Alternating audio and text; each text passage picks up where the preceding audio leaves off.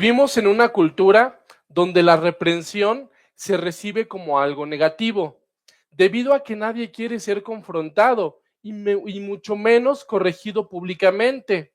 Normalmente lo vemos como una agresión, lo cual nos lleva a reaccionar de igual manera. Es por esto que muchos buscan cualquier excusa para evitarse la pena de ser reprendidos o también de reprender. Algunas veces puede ser que quien lo hace no lo hace con buenas intenciones o no lo hace con la prudencia necesaria. Y esto puede influir mucho en la manera en la que dicha corrección se recibe. Es lo común el pensar que el amor evita el conflicto, que la gracia ignora el error y que la unidad es más importante que la verdad. Hoy, con la ayuda de Dios, mediante su palabra y la ayuda de su Espíritu Santo, podremos ver que las afirmaciones anteriores están completamente equivocadas. Acompáñenme, hermanos, por favor. El día de hoy vamos a ver Gálatas 2, del versículo 11 al 19.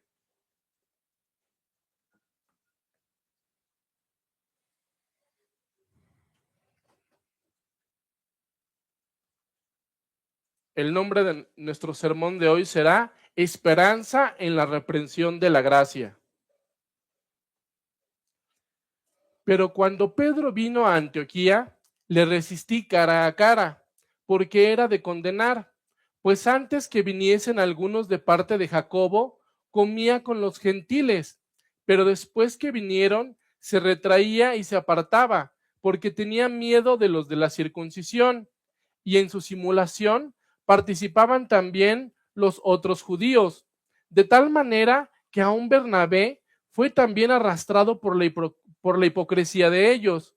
Pero cuando vi que no andaban rectamente conforme a la verdad del Evangelio, dije a Pedro delante de todos: si tú, siendo judío, vives como los gentiles y no como judío, ¿por qué obligas a los gentiles a judaizar? Nosotros judíos de nacimiento y no pecadores de entre los gentiles, sabiendo que el hombre no es justificado por las obras de la ley, sino por la fe de Jesucristo. Nosotros también hemos creído en Jesucristo para ser justificados por la fe de Cristo y no por las obras de la ley, por cuanto por las obras de la ley nadie será justificado.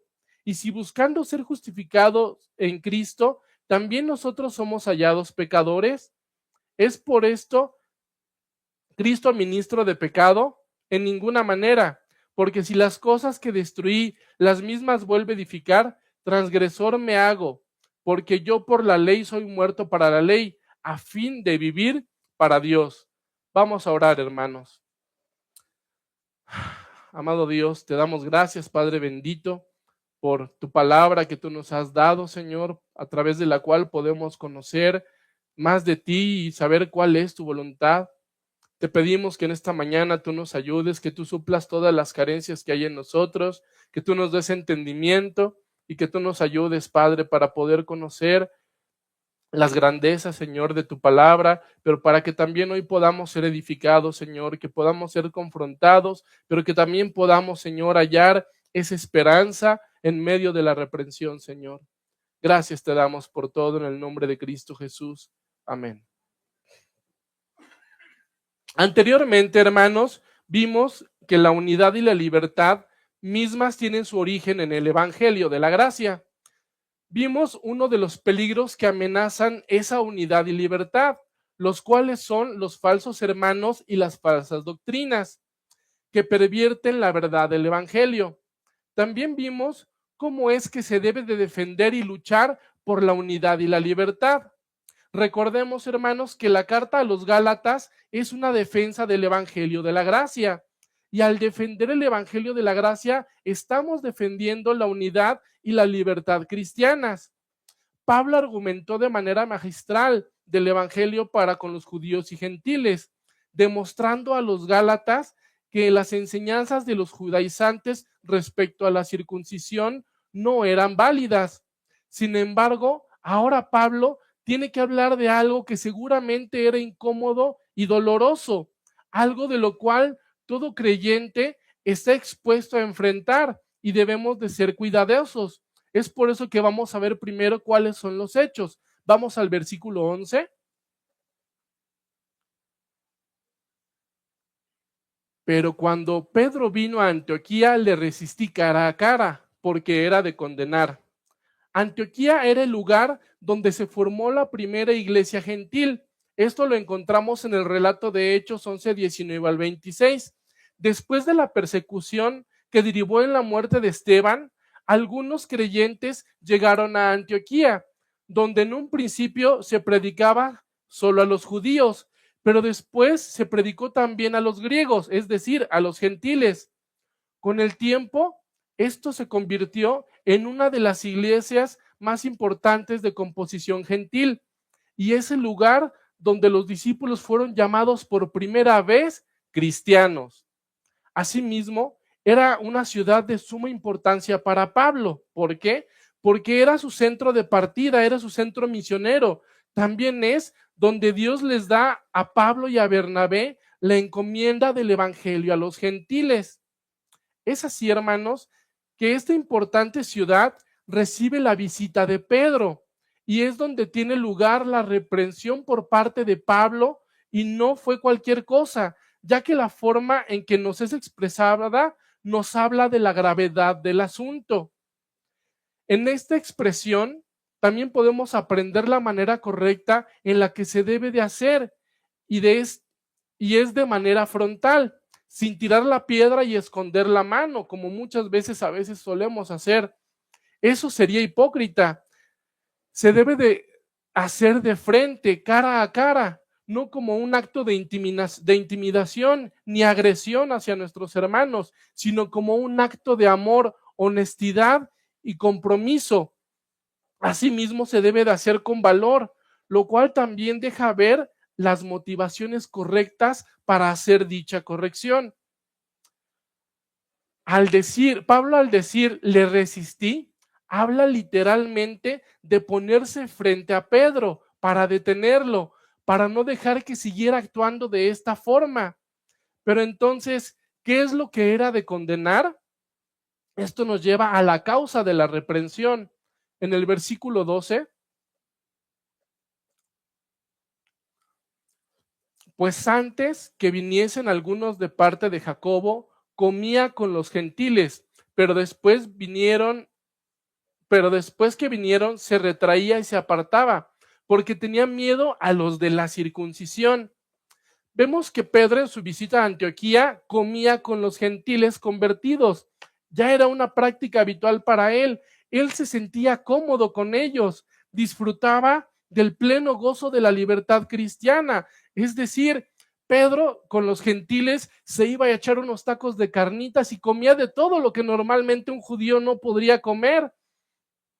Recordemos que por tradición judía no podía sentarse a la mesa con los gentiles. Esto es expresado por el mismo Pedro en Hechos 10:28, la primera parte. Y les dijo, vosotros sabéis cuán abominable es para un varón judío juntarse o acercarse a un extranjero.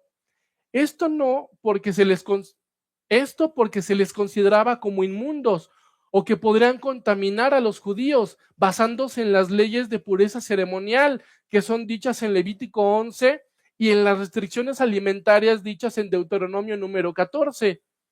Y no es que hubiera un mandamiento explícito que dijera no te sientes a comer con un gentil, pero con el tiempo muchos judíos, para evitar la contaminación ceremonial, evitaban entrar en casa de los gentiles, comer con ellos o incluso comer alimentos preparados por los gentiles. Con lo cual vemos más que era una tradición en vez de ser un mandato explícitamente hecho por Dios. De ahí tenemos ahora que los judíos nada más comen alimentos kosher. Pero la segunda parte de este mismo versículo de Hechos 10:28 dice, pero a mí me ha mostrado Dios que a ningún hombre llame común o inmundo. Con esto, hermanos, podemos ver que Pedro no actuaba en ignorancia. También podemos ver, como fue mencionado en Hechos 11, 12 y 15, en la cual relata que había de todos cuadrúpedos, terrestres y reptiles, aves del cielo, y le vino una voz: levántate, Pedro, mata y come. Entonces Pedro dijo: no, porque ninguna cosa común o inmunda he comido jamás. Volvió la voz a él la segunda vez: lo que Dios limpió, no lo llames tú común. Pedro no solo entendió que la libertad ahora que había en Cristo aplicaba para los alimentos, los cuales son purificados, sino que ahora también Dios purificaría a los gentiles. Entonces, Pedro sabía que ahora en Cristo no había distinción, ya que la obra redentora y de purificación también había alcanzado a los gentiles, por lo cual ya no había peligro de contaminación, como la costumbre judía acostumbraba y enseñaba. Sin embargo, vemos que a pesar de que Pedro tenía conocimiento de que esto no lo contaminaba, vemos que se retraía y se apartaba. Es decir, ya no se iba a echar sus tacos de carnitas con los hermanos. Si un hermano llegaba: oye, Pedro, va a haber una carne asada en mi casa el sábado, ¿qué onda, vienes? Pedro decía: uy, no, no puedo. Para poder entender mejor la acción que hacía Pedro, veremos el significado de las palabras utilizadas para la palabra retraía. Es la palabra griega dicha jupóstelo, que significa ocultarse, que tiene origen de la palabra jupóstole. Perdón mi pronunciación, hermanos, pero no sé griego. La cual uno de sus significados o aplicaciones es apostasía, y a su vez está relacionada con la palabra stelo, que significa abstenerse de asociarse con. Aunque no nos está diciendo que el apóstol apostató, el apóstol Pedro apostató, su acción estaba muy cerca de serlo. La palabra utilizada para apartaba es la traducción de la palabra griega aforizo, que en su mejor caso, en su mejor caso se traduce como excluir. ¡Qué terrible! ¿Quién se imaginaría, hermanos, que un líder de la iglesia, considerado como columna de la iglesia, actuaría de tal forma, excluyendo a sus hermanos, al grado de casi caer en apostasía, al ir en contra de lo que antes defendió con vehemencia? Este acto tan terrible lo hizo por temor ¿de quién? De los de la circuncisión, lo cual entonces nos lleva a preguntarnos: ¿qué temía Pedro de los de la circuncisión? Los de la circuncisión no podían entregarlo a los fariseos para que lo torturaran y mataban, ya que en cierta forma los judaizantes también eran rechazados por los judíos no convertidos. Entonces no podía hacer esto a lo que Pedro le tenía miedo. Los motivos a los cuales Pedro tenía miedo era la represión social y religiosa. Pedro tenía miedo que los judaizantes lo desprestigiaran y lo ridiculizaran, como intentaban hacer ya desde antes con Pablo. Ellos aún tenían mucha influencia en la comunidad cristiana de origen judío, pero temían por su prestigio. Por eso es apropiado decir que que el viejo Pedro volvió, y que no es la primera vez que vemos al apóstol Pedro ser fluctuantes. Recordemos, hermanos, cuando Pedro caminó sobre el agua, lo vemos confiar. Sin embargo, después lo vemos dudar. Después también vemos más adelante que confiesa que Jesús es el Cristo y es elogiado por dicha afirmación. Pero momentos después, Cristo habla de que tendría que enfrentar la cruz. Pedro le aconseja que lo evitara, que tuviera piedad de él mismo, a lo cual es causa de que Cristo le dije que se aparte de él. Más adelante vemos a Pedro cortar la oreja cuando vienen de uno de los oficiales, cuando vienen a apresar a Cristo. Y después también lo vemos decir que él nunca iba a negar a Cristo, que él moriría por él. Sin embargo, al poco tiempo después lo vemos que lo negó 3 veces. Es así que Pedro nuevamente en esta ocasión cae por temor. Vamos a Proverbios 29-25.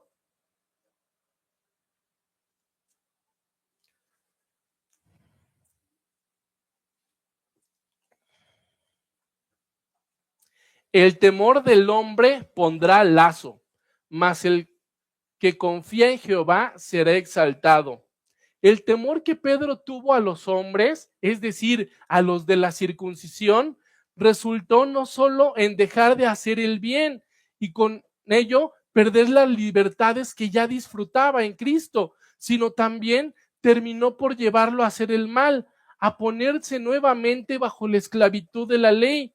No solo se puso en riesgo él, también puso el mal ejemplo a otros. Y de no haber sido reprendido por Pablo, el daño pudo haber sido fatal. Es por eso que el temor a los hombres esclaviza y avergüenza, así como también destruye, mas el confiar en Dios y el que confiemos en Él nos llevará a librarnos de estas situaciones y a ser exaltados juntamente con Él. Esto entonces nos lleva, hermanos, a nuestro tercer punto, que son las graves consecuencias. Vamos al versículo 13.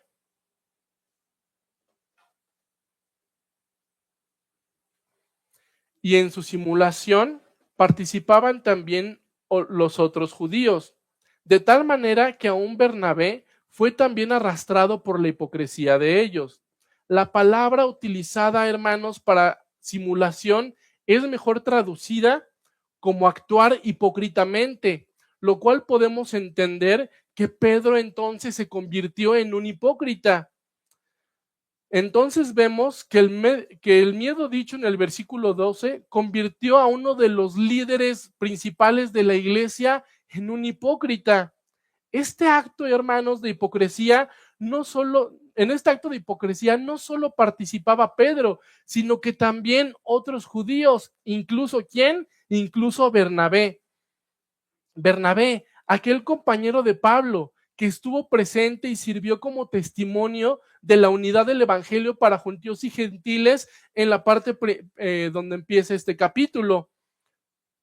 Y ya que no es necesario la circuncisión para la salvación, y ahora cuando, fue presentado Bernabé ante el concilio de Jerusalén, él sirvió como argumento de demostrar que había una unidad en el evangelio, porque llevó Pablo a Bernabé y a Tito. Entonces, al demostrar con su presencia que podía estar un griego y un judío que habían creído en el mismo Jesucristo, a través del evangelio de la gracia, ellos estaban demostrando que había unidad de creencia. Pero ahora, sin embargo, lo que había servido de testimonio ahora estaba también actuando hipócritamente.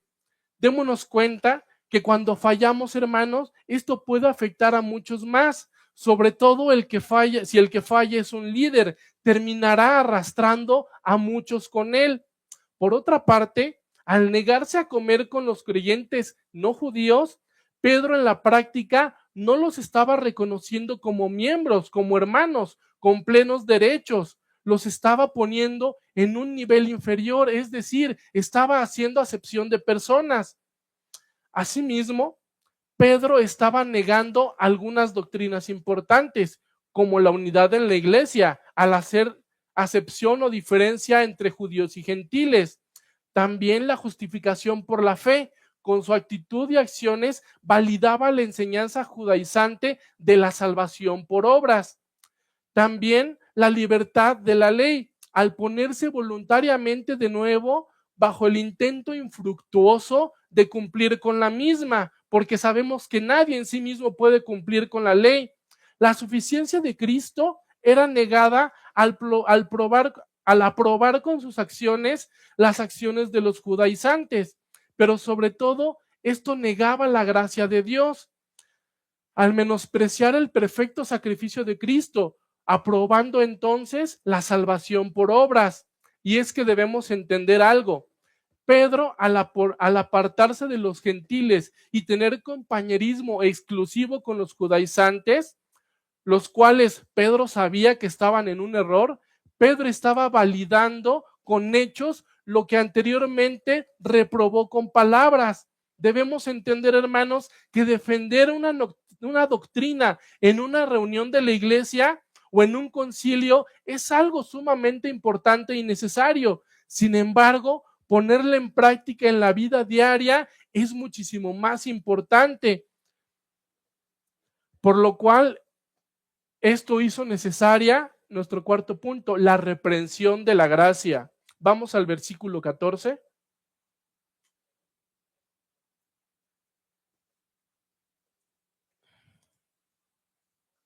Pero cuando vi que no andaban rectamente conforme a la verdad del Evangelio, dije a Pedro delante de todos, si tú, siendo judío, vives como los gentiles y no como judío, ¿por qué obligas a los gentiles a judaizar?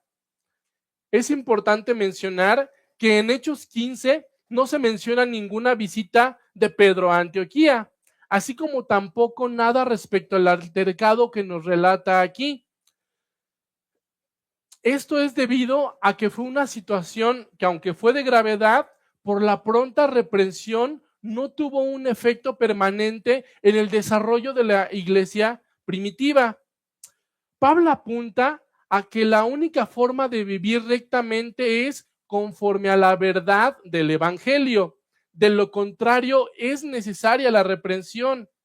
Pablo pudo haber hecho dicha reprensión en privado, pero debido a que su actuar ya había afectado a otros, era necesario hacerlo delante de todos, para que la reprensión fuera a todo aquel que estuviera en la misma situación de Pedro.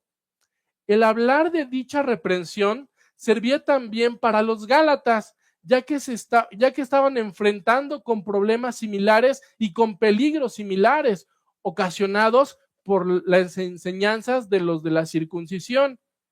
Pablo comienza la reprensión enfatizando el origen judío de Pedro, origen que estaba lleno de tradiciones y costumbres. En su mayoría eran adulteraciones de la salvación que enseñaba el Antiguo Testamento.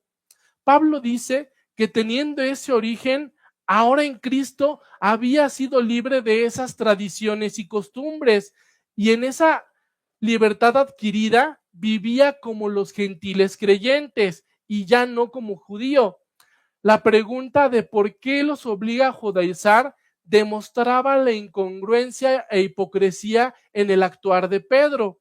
Y aunque de palabra defendió con anterioridad el Evangelio de la Gracia, ahora con sus hechos lo estaba atacando y aprobando de palabra lo que antes reprobó. Y es que, como dice el dicho, las acciones dicen más que 1000 palabras. Y Pedro con sus acciones estaba aprobando las enseñanzas judaizantes y desechando por consiguiente la gracia. Y la pregunta de por qué os obliga a judaizar se refiere a la influencia que Pedro tenía, era tan grande en la iglesia que con esto era inevitable que condujera a otros a hacer lo mismo. Por eso Pablo continúa argumentando ahora en los versículos, vamos al versículo 15 y 16.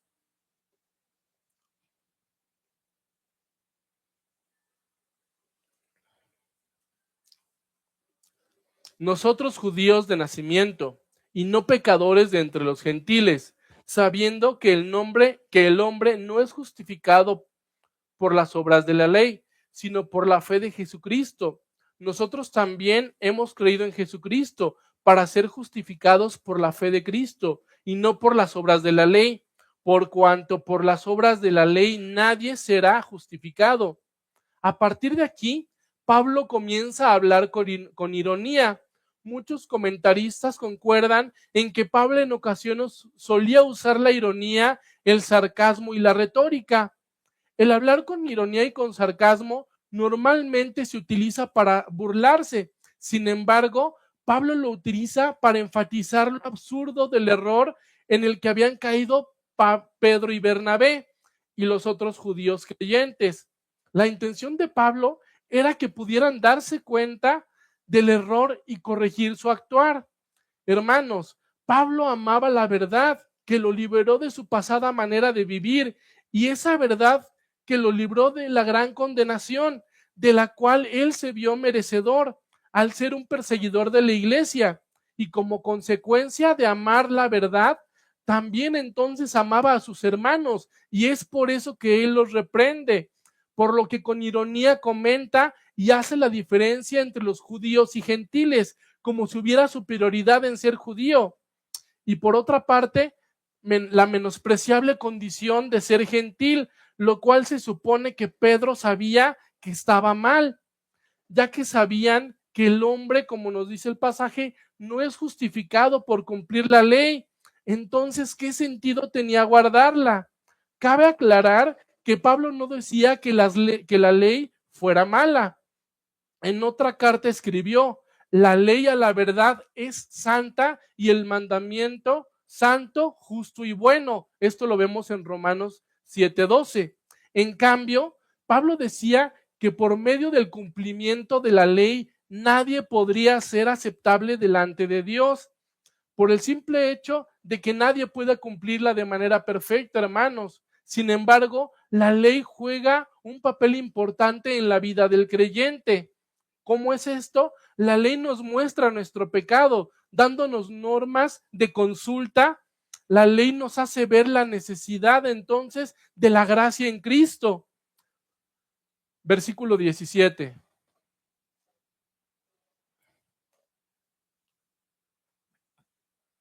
Y si buscando ser justificados en Cristo, también nosotros somos hallados pecadores. ¿Es por eso Cristo ministro de pecado? En ninguna manera.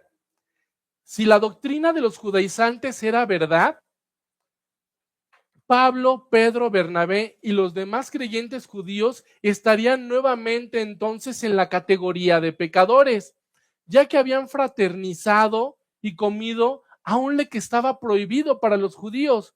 Por lo tanto, Cristo se había equivocado y había enseñado a pecar, ya que dijo que la comida no contaminaba a las personas, lo cual lo vemos. Vamos por favor a Marcos capítulo 7, versículo 18 y 19.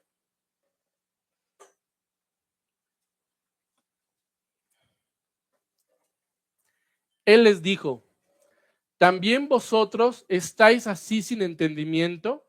¿No entendéis que todo lo de fuera que entra en el hombre no le puede contaminar? Porque no entra en su corazón, sino en el vientre y sale a la letrina. Esto así decía, haciendo limpios todos los alimentos.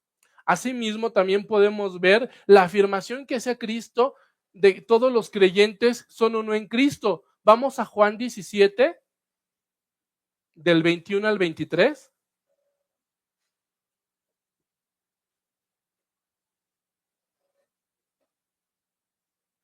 Para que todos sean uno, como tú, oh Padre, en mí y yo en ti. También que ellos sean uno en nosotros, para que el mundo crea que tú me enviaste. La gloria que me diste, yo les he dado, para que sean uno, así como nosotros somos uno. Yo en ellos y tú en mí, para que sean perfectos en unidad, para que el mundo conozca que tú me enviaste y que los has amado a ellos como también a mí me has amado. Aquí Cristo nos está enseñando al respecto de esa unidad.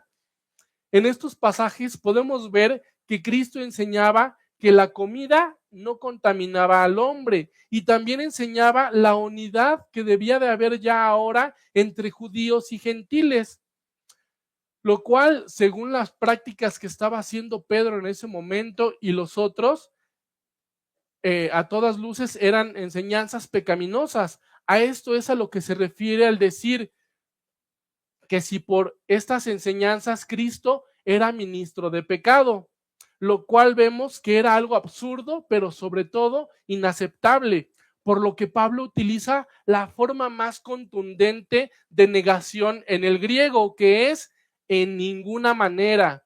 Esto es una negación absoluta, enérgica y contundente. Sin embargo, vemos que Pablo continúa argumentando también. Vamos al versículo 18.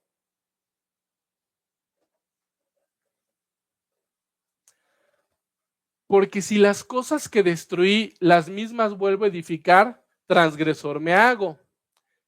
Pedro, en Hechos 15, 7 a 11, en el concilio de Jerusalén, se levantó argumentando y defendiendo la gracia y fe dada también a los gentiles, diciendo que Dios no hizo ninguna diferencia entre judíos y gentiles, exaltando la salvación por la gracia en Cristo, mediante la cual los judíos y gentiles eran salvos.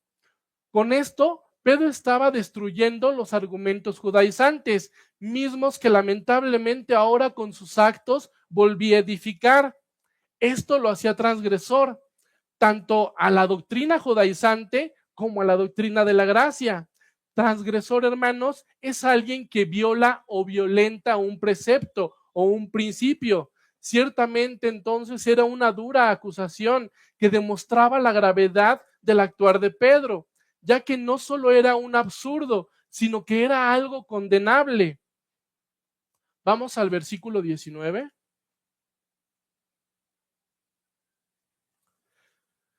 Porque yo por la ley soy muerto, para la ley a fin de vivir para Dios. Cuando un hombre es ejecutado después de haber sido hallado culpable por un delito capital, la ley ya no tiene reclamo contra él. Esto es justo lo que ha pasado con todo verdadero creyente. Hemos muerto a la ley mediante la obra y muerte de Cristo en la cruz. En Romanos 7:4 dice: así también vosotros, hermanos míos, habéis muerto a la ley mediante el cuerpo de Cristo, para que seáis de otro, del que resucitó de los muertos, a fin de que llevemos fruto para Dios. Cuán grande gracia, hermano, haber muerto a la ley mediante Cristo, con la finalidad de que pudiéramos cumplir con el propósito de nuestra existencia, que es vivir para la gloria de Dios. En Cristo tenemos libertad, no para pecar, sino para tener una vida santa, y no por temor de la ley o el castigo de violarla, sino más bien por gratitud y amor a aquel que murió por nosotros. Conclusión, hermanos. Pedro, quien había sido un pescador y después un líder en la iglesia, también era sujeto a dudas, temor y pecado, por lo cual necesitaba constantemente de la gracia para mantenerse enfocado en la verdad. Al dejar de hacerlo, da lugar a los temores. El temor nos aparta, nos aleja hasta apartarnos y nos quita la libertad, nos esclaviza y nos conduce a mayores pecados. William Gurnall dijo: tememos mucho al hombre porque tememos poco a Dios. El temor de Dios, hermanos, es lo único que nos puede restringir de pecar, y cuando pecamos, es su misericordia y verdad la que nos corrige, como vemos que lo estaba haciendo a través de Pablo hacia Pedro. Vamos a Proverbios 16:6.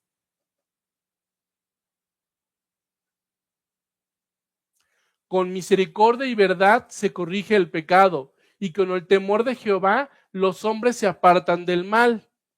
Cuando nuestro enfoque se aleja de Cristo, vendrán los temores e inseguridades, y con ellos las caídas. Nos olvidamos de nuestra esperanza y propósito. Es por eso la necesidad de estar en comunión diaria con Dios mediante los medios de gracia, los cuales son escuchar la predicación de la palabra, meditar en la palabra, así como los sacramentos que son el bautismo y la Santa Cena. También son importantes la oración, ya que es el medio a través del cual nosotros nos comunicamos con Dios. La adoración grupal como iglesia y la comunión con los hermanos son cosas que no debemos de descuidar. Asimismo, si creemos que debemos cambiar nuestros principios cristianos que provienen del Evangelio de la gracia en Cristo con la finalidad de quedar bien con los que nos rodean, ya sean hermanos o ya sean incrédulos,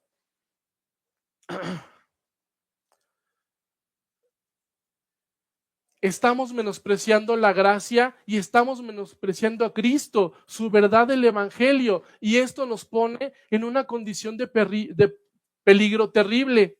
Por otra parte, Pedro, al ser considerado de reputación y columna de la iglesia, lo cual nos es dicho en Gálatas 2:6 y 9, era más responsable y era aún más condenable su caída, por lo que nos lleva a ver, hermanos, que si Pedro cayó, ¿qué podemos esperar nosotros? Sin embargo, la caída de Pedro no es para justificar nuestras caídas, sino para recordar la advertencia que nos es dicha en Mateo 26:41, que nos dice que la carne es débil. Entonces, teniendo conciencia, hermanos, de esta debilidad, debemos de ocuparnos de los medios de gracia para que nuestra carne, que es débil, sea fortalecida, para que el Espíritu Santo sea fortalecido en nosotros y no caigamos, para que nuestro enfoque esté en todo momento en Cristo.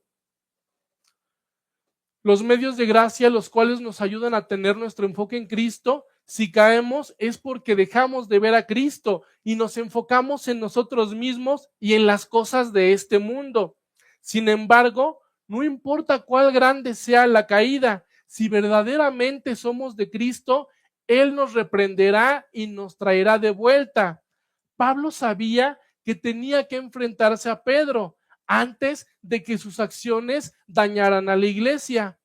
Pablo no tuvo miedo ni duda en hacerlo, no porque Pablo fuera la gran cosa, sino por el amor que Pablo tenía a la verdad, que lo había liberado de su pasada manera de vivir, verdad que estaba siendo atacada por el actuar de Pedro, y asimismo el amor hacia un hermano caído. Por lo tanto, fue y enfrentó públicamente a su hermano. Levítico 19:17, por favor.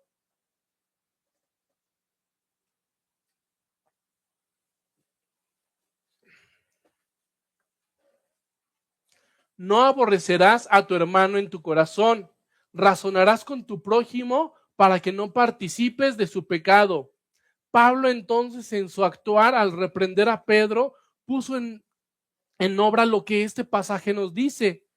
Notemos, sin embargo, que Pablo no fue a otros líderes, no escribió a otras iglesias indicando que no siguieran el ejemplo de Pedro. Como estas circunstancias se estaban dando en la iglesia local y aún no afectaba fuera de esta iglesia, Pablo actuó con sabiduría y prudencia, buscando resolver el problema localmente, de frente, hablando con gracia y con verdad. Hermanos, cuando creyentes honestos cometen errores y caen, es necesaria la participación de otros cristianos sinceros y maduros en la fe para hacerles recapacitar con el fin de que sean restaurados y de que el nombre de nuestro Salvador no sea desprestigiado, que esto no afecte a la iglesia ni al avance del reino de nuestro Señor. El centro de toda corrección y disciplina deben de ser los fundamentos y principios del Evangelio, ya que el poder y la autoridad está en la palabra de Dios, y es esta la que a final de cuentas termina haciendo la obra, convenciendo a aquel que está siendo reprendido de su pecado, de su error. Lo cual nos lleva ahora, hermanos, a las aplicaciones. Así como Pedro cayó al temer por su prestigio, nosotros también, si nos ocupamos o nos enfocamos en nosotros mismos de una forma que no agrada a Dios, porque igual y podemos enfocarnos en nosotros mismos cuando estamos tratando de ver qué es lo que está mal en nosotros, eso es correcto, pero cuando estamos enfocándonos en buscar nuestra complacencia, nuestro placer, nuestro bienestar, eso es un enfoque que no agrada a Dios. Al hacerlo estamos en un gran pecado, mismo que nos aleja de la comunión con Cristo y con su iglesia. Debemos de ser conscientes que nuestro pecado ofende a Dios y no solo nos afecta a nosotros, sino que también afecta a los hermanos que nos rodean, principalmente a los que amamos y nos aman. Hacer concesiones es un elemento importante para llevarnos bien con otros, pero nunca debemos de permitir que estas concesiones comprometan la verdad de la palabra de Dios. Así como Pedro cayó y fue objeto de reprensión por alinearse a hombres con los cuales él sabía que estaban en un error, asimismo nosotros debemos de entender que la influencia, el temor o el querer agradar a aquellos que sabemos que no están la verdad en ellos, nos pone en una situación de peligro y nos aleja de Cristo de su iglesia y entonces dejamos de disfrutar de los beneficios de la gracia, dejándonos expuestos a grandes peligros. Hermano, si estás convencido de que alguien está haciéndose daño a sí mismo y a la iglesia, no te quedes al margen o no solamente ores por él, intenta un acercamiento más directo. No hay lugar para mantenernos al margen en el cuerpo que somos en Cristo. Si lo hacemos, estamos menospreciando la gracia, la unidad y la libertad que nos ha sido dada. A lo cual hay unas preguntas. ¿Cuál es tu actitud cuando ves a un hermano caer o desviarse? ¿Será que te alegras porque era un hermano que se creía mucho y ahora te sientes superior a él? ¿Ves una buena oportunidad para el chisme y la murmuración? ¿Te vuelves como el fariseo diciendo, gracias Señor, porque no soy como este hermano que cayó en esta situación? También puede ser que te apartas de tu hermano, no sea que te vayas a contaminar. O más bien te dueles porque la verdad sea atacada y por ver a un hermano caer y con gracia y verdad, con firmeza y amor te acercas a exhortarlo. Por otra parte, ¿cuál es tu actitud cuando alguien se acerca a reprenderte o a exhortarte? ¿Te enojas y te pones grosero? ¿Eres orgulloso y al no creer que pueda tener razón, no le prestas atención y le tiras de a loco? ¿O te portas con aparente amabilidad, pero solamente le das el avión sin considerar la exhortación? ¿O más bien, por el contrario, puedes ver la gracia y el amor de Dios a través de la exhortación de tu hermano hacia ti? Hebreos 12:11, por favor.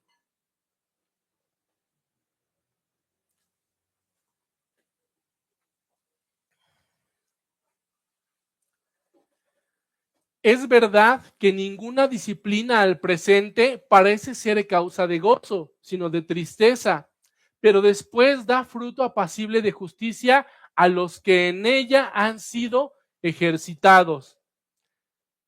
Hermano, ya sea que tengas la oportunidad de exhortar para disciplina o que seas quien reciba la misma, debemos de hallar gozo y esperanza en que la misma producirá un fruto bueno en quien la hace y en quien la reciba, demostrando así la gracia y el amor de Dios para con nosotros y entre nosotros. Hermanos, debemos de cuestionarnos si nuestro actuar une o divide a la iglesia. Hoy no hay judaizantes entre nosotros, aunque allá afuera sí los hay. Sin embargo, espero que aquí no. Pero en el mundo hay muchos que causan división por creer, practicar y enseñar un falso evangelio, un evangelio basado en las obras. Lamentablemente es lo que hoy sobra y abunda. Así que hermanos, no podemos quedarnos al margen. Debemos, como Pablo, por amor a la verdad y por amor a la causa de Cristo y su iglesia, tomar cartas en el asunto, empezando primero por nuestra vida, después por nuestra casa, siguiendo por nuestra iglesia local y así también por la iglesia universal, al predicar el verdadero evangelio de la gracia en Cristo, exponiendo la verdad, instando en tiempo y fuera de tiempo, con valor, con gracia, misericordia y verdad, no para jactarnos, no para decir, ay, yo tengo la verdad y los de la otra iglesia o el que está allá afuera no la tiene, sino más bien por gratitud a Dios, gratitud a la gracia que hemos recibido en Cristo, deseando que el nombre de nuestro Señor sea conocido y exaltado. Para poder hacerlo, sigamos el ejemplo de Pablo, teniendo cuidado de no encontrarnos participando del mismo pecado.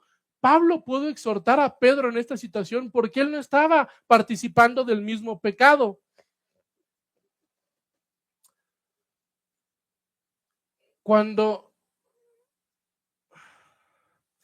Para poder hacerlo, sigamos el ejemplo de Pablo, teniendo cuidado de no encontrarnos participando del mismo pecado. Si no, estaríamos siendo hipócritas como lo estaba haciendo Pedro, viendo la paja en el ojo ajeno, sin ocuparnos de la viga que hay en el nuestro. Para poder hacerlo nosotros primero debemos de ponernos a cuentas con Dios. Por otra parte, hermano, ¿Cuántas veces no hemos dicho como Pedro, yo nunca te negaré y moriría por ti? Y después, lamentablemente, con nuestros actos terminamos negando dichas afirmaciones. Si no somos capaces de vivir para algo, mucho menos seremos capaces de vivir de morir por esa misma causa.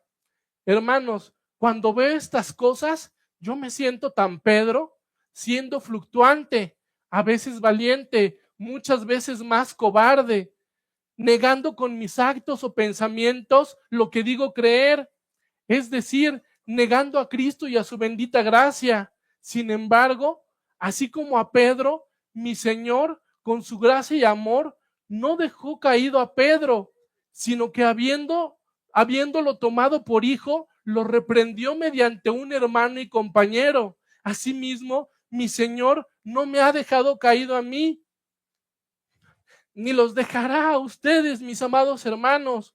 Hoy su palabra nos enseña que en su reprensión hay gracia, amor y esperanza.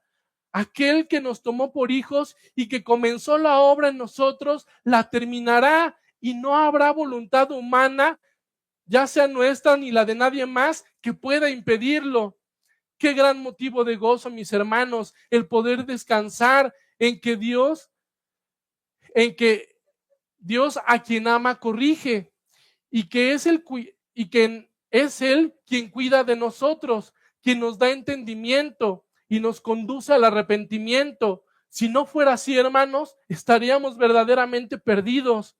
Hoy Cristo, mediante esta porción de su palabra, nos llama a corregir en nuestras vidas lo que sea necesario corregir para seguir disfrutando de la libertad y la unidad, de las bendiciones que hay en su gracia, y así tener que evitar las graves consecuencias.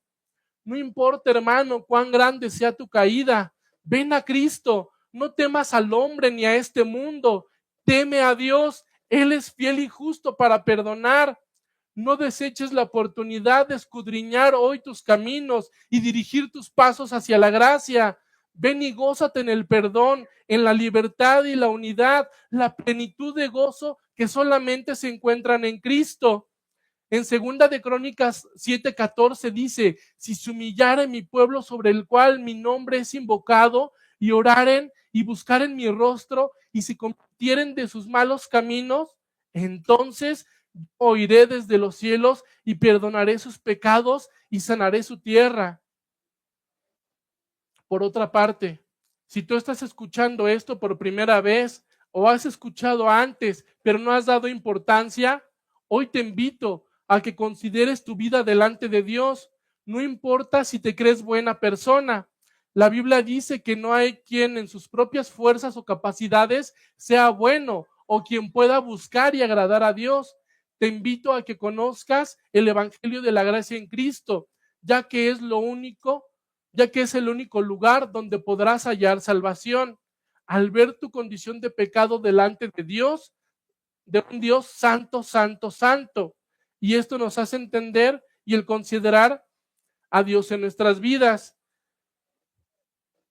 Esto nos hace también entender que la paga del pecado es la muerte, pero que el regalo que Dios nos da a través del sacrificio de Jesucristo en la cruz es vida eterna.